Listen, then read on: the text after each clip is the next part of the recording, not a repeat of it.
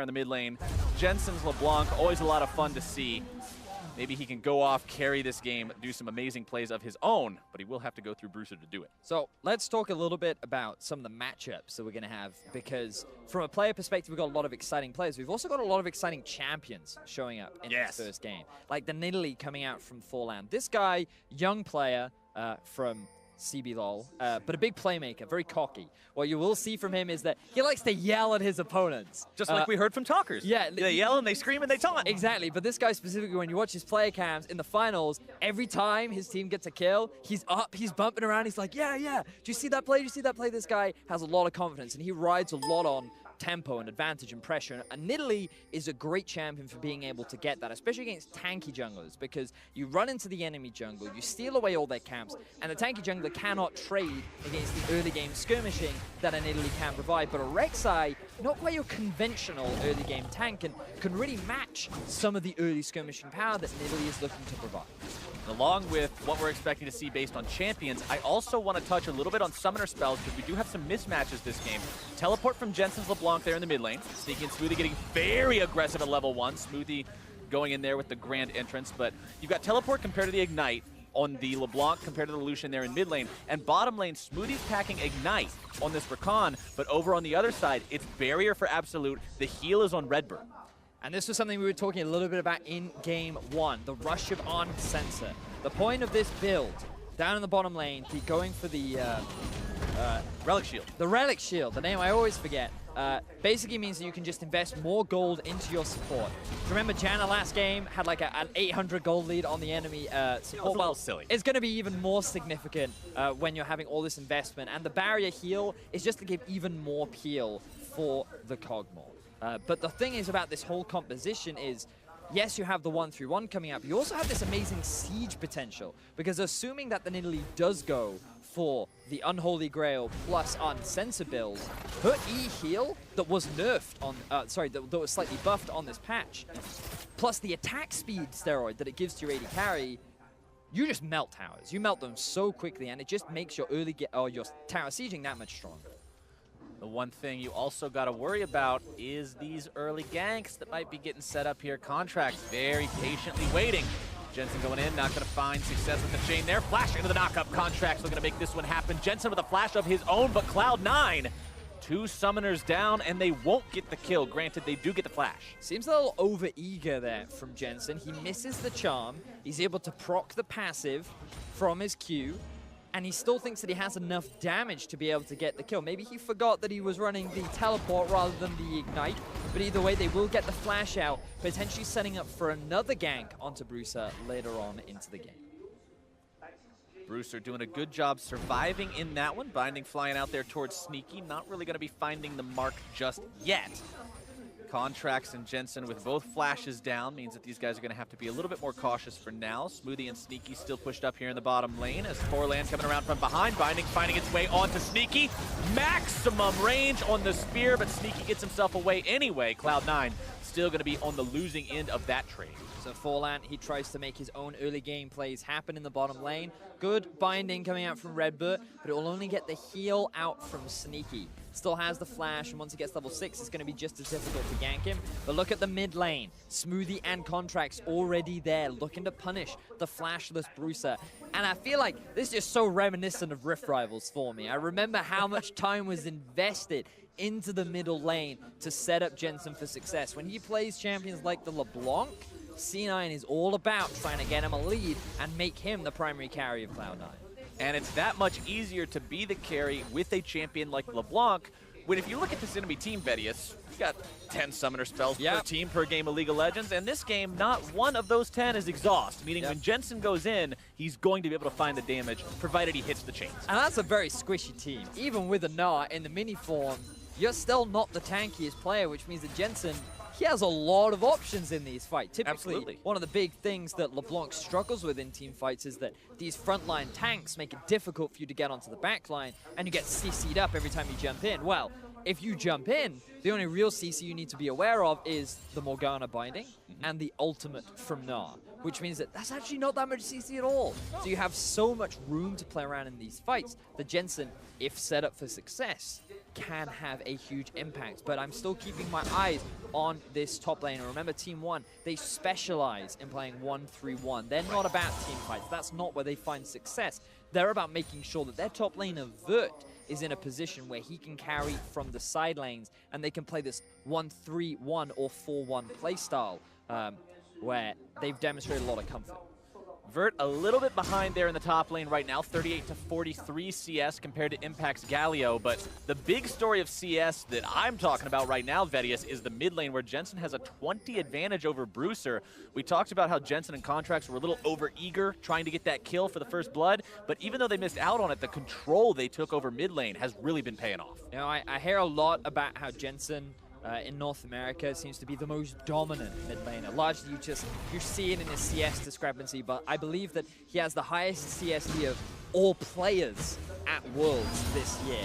This guy tends to be super dominant, but a lot of it comes from the support that he does get from his team, and he knows exactly what to do with the pressure advantage that he has.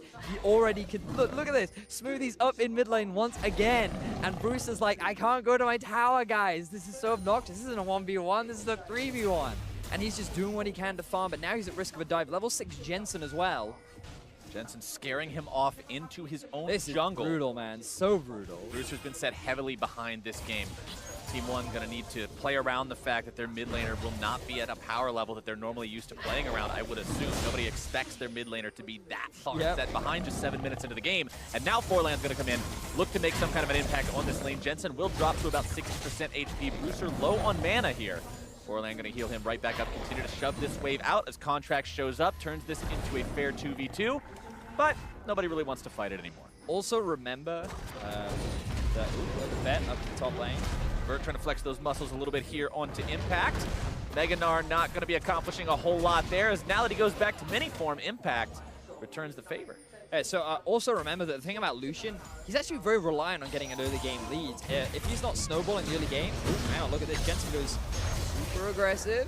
Jensen gets a lot of damage. Even though Forlan comes up, he pretty much just shows up to keep his mid laner alive. Jensen putting so much damage down onto that Lucian. Yeah, so the thing about Lucian is he is very much about getting an early game lead, and Bruiser thought that if he goes for an early Lucian and then bans away the other mid laners, he can guarantee himself this early start, but welcome to Cloud9. They really like to shut down enemy mid laners and set up their own for success, and he is now having to deal with the repercussions of his choice because he hasn't had that same level of jungle support, especially from a Nidalee who doesn't have that CC to lock down on LeBlanc and really punish the champion for playing hyper-aggressive in lane.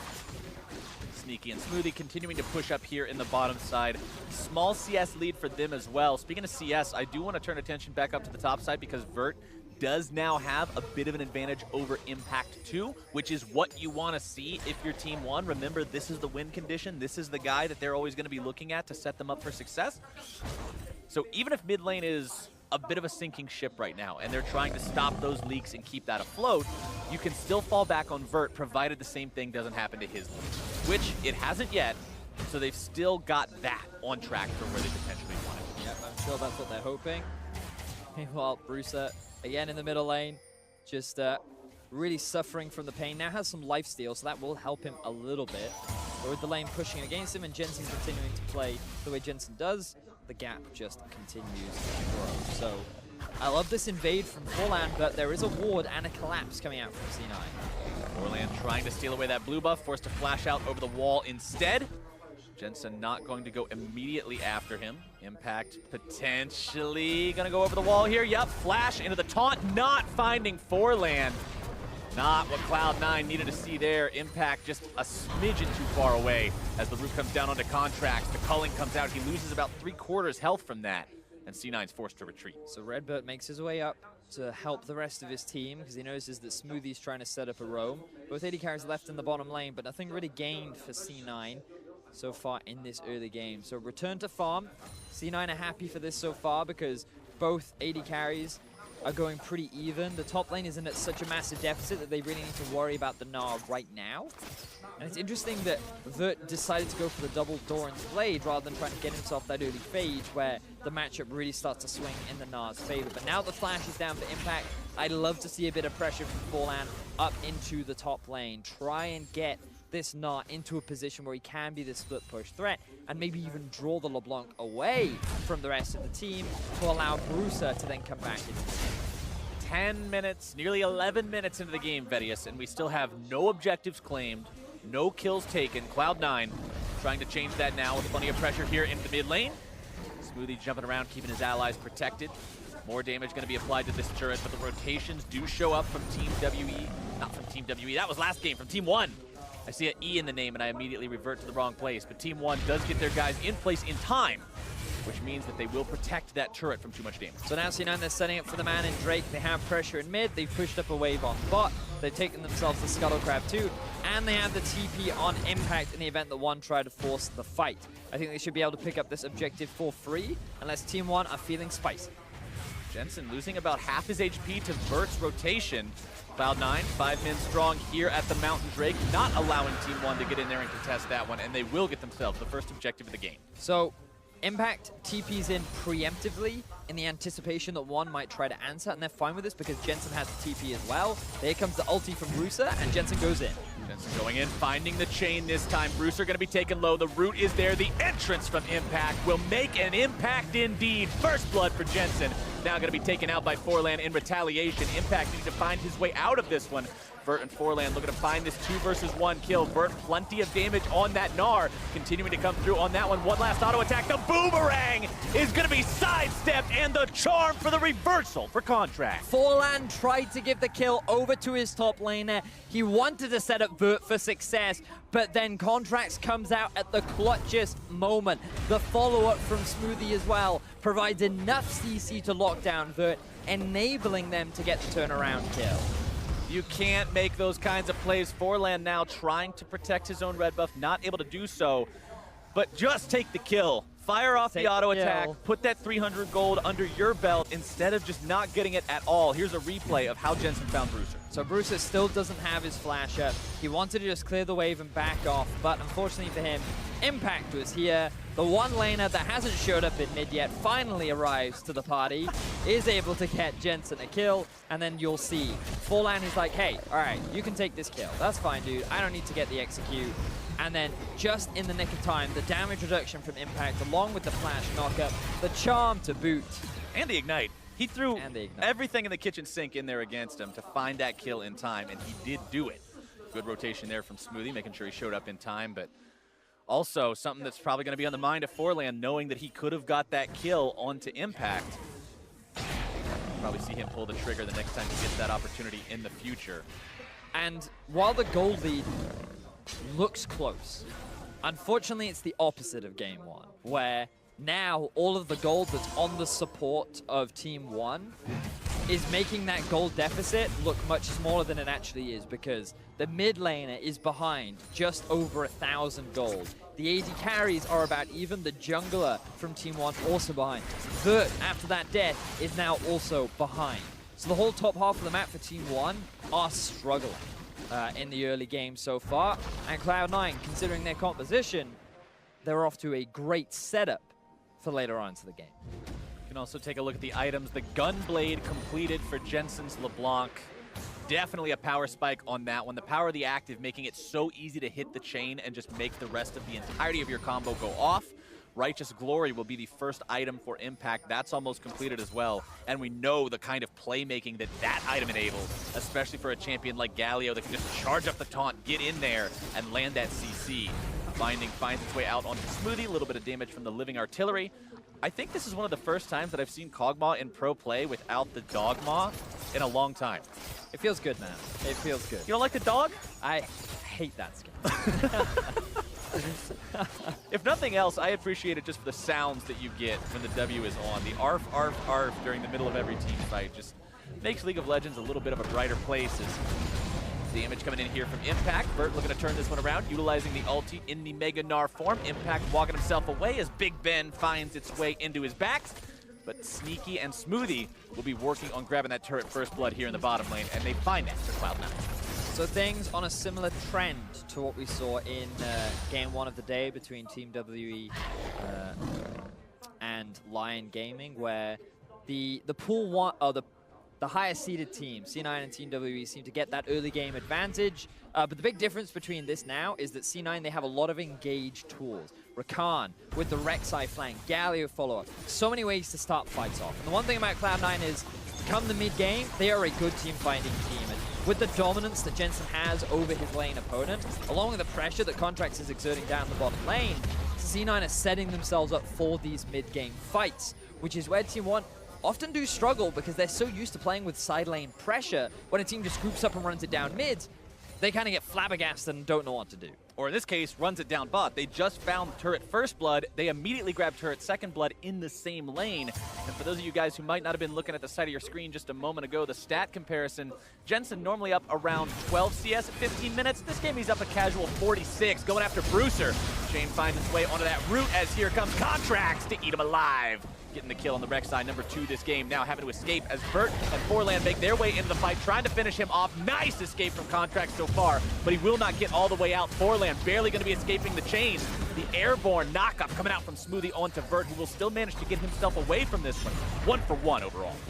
But continuous pressure keeps being put onto Bruiser. Still only level 10. The CS discrepancy is building even larger in favor of Jensen. This Lucian is not having the early game that they would have wanted, forcing Team One to be in a very tricky situation. Just so you know, we are now officially at a point where Bruiser has less than 100 gold more than Redbird. The support and the mid laner are 100 gold apart right now on the side of Team One Esports, which is really not a good omen for these guys. That Lucian is going to be all aboard the struggle bus, trying to get his way back into relevancy. So now things now pivot for Team One. All of the eggs are on the absolute basket. He's playing the Cogmore. He has the late game threat. You have the Unsensor. Let's see how he handles this dive. The eggs might get knocked out of the basket only momentarily here. Impact thinking about going into this one, finds the flash into the taunt onto Redbird, who manages to get himself away for now, but the winds of war blow in the favor of Cloud9 and find their mark. Contracts. Hero's entrance will keep him safe from any sort of retaliatory damage. Absolute now going to be taken down by Sneaky. 2 for 0 going the way of Cloud9. The Kog'Maw body will find some damage onto the bottom lane, but that is about it, Vedius. And Cloud9, they are not slowing down. They know how much stronger Jensen is right now. They can feel the gold advantage in their pockets, and they are forcing Team One to respond. And Team One, rather than just concede the objective, they're trying to find avenues back in, but they are consistently falling short. C9 coming off exceptionally strong in game 1 of their debut at the World Championship. And this is what CBLOL fans were worried about. This is why many of them were not ecstatic about Team One being the representative for the CBLOL here at Worlds 2017. They wanted to see one of the teams with the longer standing legacies taking their place. They were worried that Team One might not be up to the task, that their inexperience might end up getting the better of them. I mean, this is a very young team. The roster all only 18 to 19 years old. We talked about how their strategies are very unorthodox. They win through unconventional means. And does that kind of a strategy stand up against these tougher teams? So far, it's not looking like it. Exactly that. And Team One, they just stayed a little bit too long, unfortunately. They thought that they could hold on to the tower, but they should have backed off sooner. And it just comes back to that experience thing, right? Like, the thing is, within their region, perhaps they're not in this situation, whether it's such a massive deficit in the early game. During the regular season, they did finish 9-5, which... I mean, they were only 3rd place in their Yeah, they were only 3rd place, right? So it wasn't like they were super dominant, but they had this great run in the playoffs. And to come to Worlds is definitely a great opportunity for them. But this composition is very unique. It's very novel. And yes, it is exceptionally difficult to execute. And to try this kind of comp against a team in Cloud9 where the organization has been at Worlds for the last 5 years, you know, it's definitely a statement to make. And if you make it work, then great. But they were not expecting that level of pressure to be exerted in the middle lane. And I like that phrasing of wording it as a statement, because this team, if you look at the way their games ended, even in their own region, Wins and losses were both very decisive for them. And when you're decisive, when you both win and lose, what that says is you just go all in on your own game plan. If it works immaculately, you win quickly. If it fails with flying colors and you lose just as quickly. Yep. This team is not a team to say, okay, we're going to have a plan somewhere in the middle, we're going to play it slow and steady, we're going to adapt as we go. They have a plan, and that is the plan. Yep, and unfortunately for them, even if at this point they try to execute the plan, C9 literally just have to group up mid and force a fight. They know they're stronger, they know they have a front line and tanks, and against this very squishy lineup, they can focus whoever they want. So they're just going to keep grouping up and keep forcing fights. Jensen jumping in there onto Brewster, losing almost all of his life. A little bit audacious there from the Cloud9 mid laner. Really just trying to blow Brewster out of the game, but Brewster showcasing the fact that he's not that far behind. Yeah, Brewster very much of the opinion, well, if you want to eat a full culling, then I'll happily give you a full culling. And Jensen's like, hang on a second, you're 50 CS down, how do you still do damage? Which means the Cloud9 will be forced off that tier 2 tower. And they're just going to have to back off for now, but it just means they can spend their gold, Captain Flowers. And that gold lead is not slowing down in favor of Cloud9. Yeah, gold being invested into items, a lot more useful than gold just sitting in your pocket. Contracts waiting around in this brush as Burt walks towards it, but not going to go any closer for now. Level 9 on the Morgana does mean that he's got that black shield at level 3, the binding at level 5. We do see a lot of Morganas these days not even bother with the perfect soil. It's just not in the wheelhouse anymore. So getting that shield stronger and stronger to avoid the burst and the ability to pop it from Cloud9. And we've talked a lot about things looking pretty dire for Team 1, but again, there's still the possibility of the absolute carry. He is playing the Cogmore. We know how much damage it can throw out. You can see on Foreland he's working towards the Unholy Grail, and you would expect an Ardent Sensor to follow it up shortly. But even if he doesn't get the Ardent Sensor, you still have great utility for your AD carry in the attack speed surge his heal can provide. They just need to scale now. They need to try and defend, but C9, they're not going to give him that opportunity. Oh, Foreland in some trouble. Contracts going into the ground, coming out with the ulti, setting up the kill there as Smoothie takes the credit for it. Cloud9 getting themselves back out here. You can see Contracts. I also want to go ahead and highlight the fact this is not Cinderhulk, Knight's Vow, tank for the team Rek'Sai. This is Warrior, Black Cleaver, carry, duelist, kill people Rek'Sai. As now Cloud9 with that pick onto the enemy jungler going to be starting up the Baron only 22 minutes into the game. It's up to Team 1 to stop this. They cannot allow Cloud9 to find this objective this early. Colin coming in over the wall. Burt going to be taking a lot of damage as Absolute grabs the kill onto Contracts, but Impact now there into the back line. They've grabbed the kill onto the enemy top laner as well. Cloud9 seeing if they can chase these guys down. Ultimates expended across the board. Jensen trying to find his way onto Redbird. I talked about that shield value going up, but it's still not enough. Going to be popped nearly instantly. And Absolute is absolutely dead. Brewster still trying to get his way out of there, but he will just barely survive. Foreland now also up and running yet again to keep this mid laner alive. I don't know how long that's going to be successful, though, because Cloud9's pushing 4 men strong down the mid lane, looking to take out that tier 2. Find it no problem whatsoever and walk themselves away. And I'm loving the team fight focus from C9, utilizing the Baron to force a fight. The enemy has no jungler. They're forced to contest because if they lose that, the game looks even more dire. So Team 1 naturally come and try to answer, and C9 go, okay, Vert is the biggest threat to us potentially losing this fight. So I'm not going to run the risk. We're just going to turn onto Vert the moment he goes to Mega Gnar, shut him down, and then there should be no danger. And they did it so cleanly. So again, watch Vert here. He's sitting on the front line. He goes into the Mega Gnar form. Instant collapse. He is not that tanky in the early game. They can easily force him down. But what they don't realize is that Absolute is just chunking through their jungler. You talked about how he went for that full damage build, and he ended up paying for it in that moment. But when it's only a Morgana and a Cogmore versus a LeBlanc, C9 can very easily chase this one down, and at the very least, get themselves an objective to add to the 3 kills they took themselves out. More success for Cloud9 means we're at the point in the game now, Vegas, where they have a 6,000 gold lead, as well as a 6 kill lead and 2 Drakes up over their opponents, 5 turrets to 0. All the metrics you can measure the game by going in the favor of Cloud9.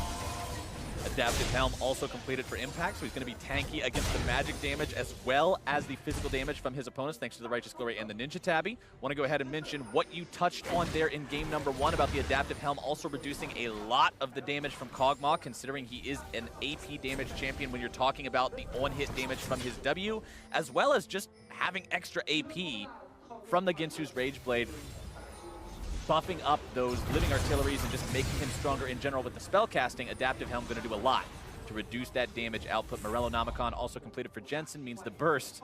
Oh man, it's scary. Bramble Vest 2 to just add insult to injury against the double AD carry. Impact, pretty much unkillable. Yeah. Not a lot going to be taking this guy down very soon, but speaking of stuff getting taken down, Drake number 3 goes away at Cloud9. Sneaky secures that one for the team. Means they're going to have 2 of those now. Trap. Baron is that much scarier. Redbird, ooh, just barely getting away with the blast cone. That was half his HP gone in a single hit from the chain. Jensen Plant to the rescue.